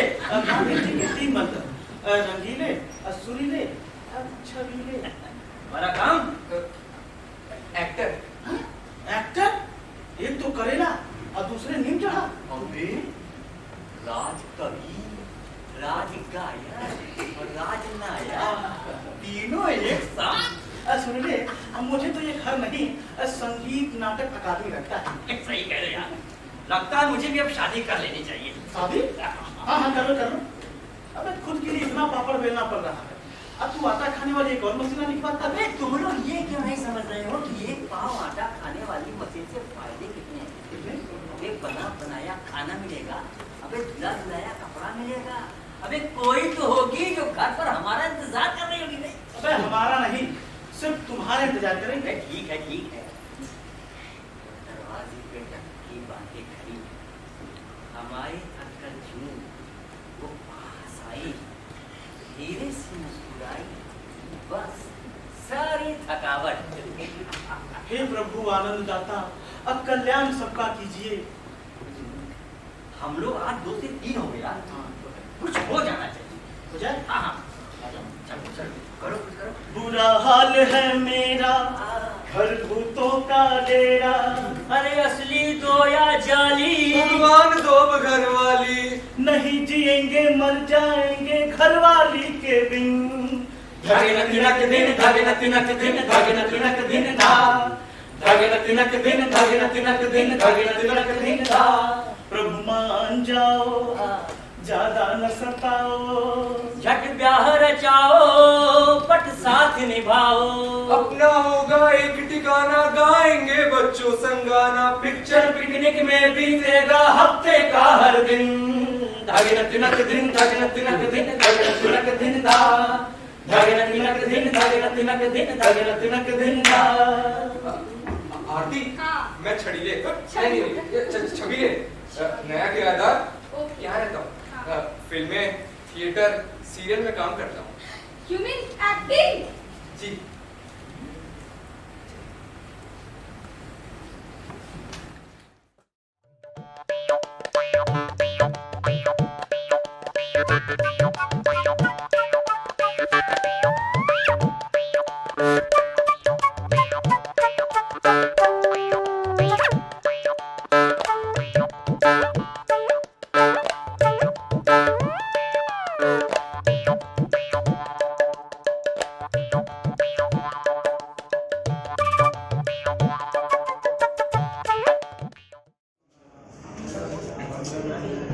आज़ादी के अमृत महोत्सव के अंतर्गत क्यूरियो थिएटर और संस्थान द्वारा जो ये खेला नाम से हास्य नाट्य समारोह की शुरुआत की गई है, मैं सोचता हूँ ये एक बहुत ही सुखद प्रयोग है।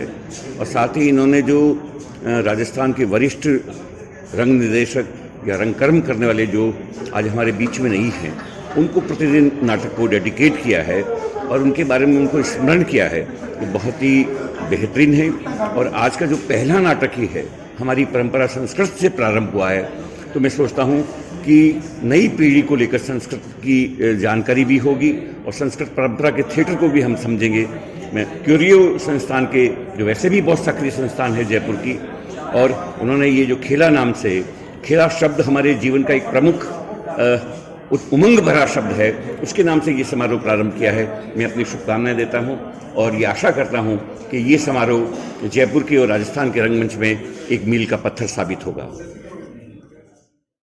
राष्ट्रीय हास्य नाट्य समारोह में मुझे आकर बहुत ही अच्छा लगा और जो मेहनत यहाँ पर कलाकार कर रहे हैं वो उनकी कोशिश कामयाब हो। और मैं गगन को बधाई देती हूँ कि उन्होंने कोरियो के ज़रिए ये एक बहुत ही अच्छा प्रयास किया है।